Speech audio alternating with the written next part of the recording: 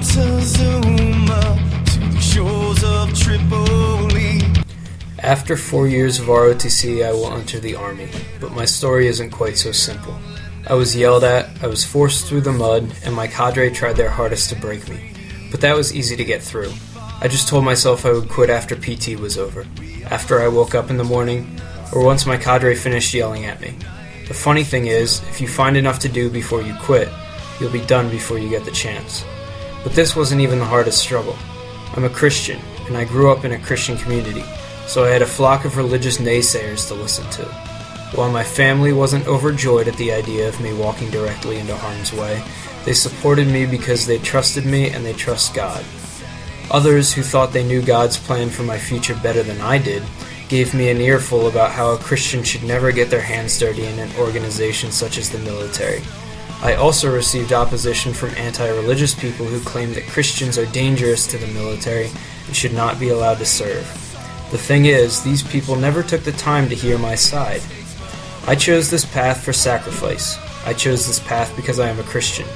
I want to be on the front lines with my boots on the ground and in harm's way. The reason for this? Simply put, so that someone else doesn't have to. To be honest, I want to die. I'm not suicidal.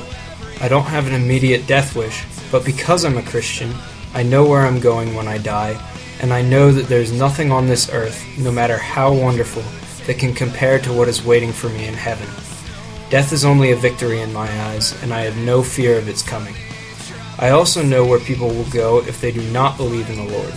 If a bullet has to send a pair of empty boots home, I would rather them be mine, because if losing my life gives only one person another chance to make the right choice, it's worth it. Some people would say that this is heroic or brave. Others would call it stupid or suicidal, but I don't care.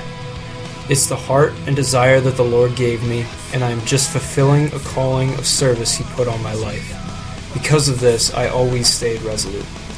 There was only one area of doubt in my life. In the back of my mind, I wondered if the whole thing was made up to justify some childish desire to be a cool army man. This was the only struggle that held any weight upon my decision, and it continued to be a struggle until my father told a certain story at a graduation party this past summer. He told how when I was young, everything I picked up was a weapon.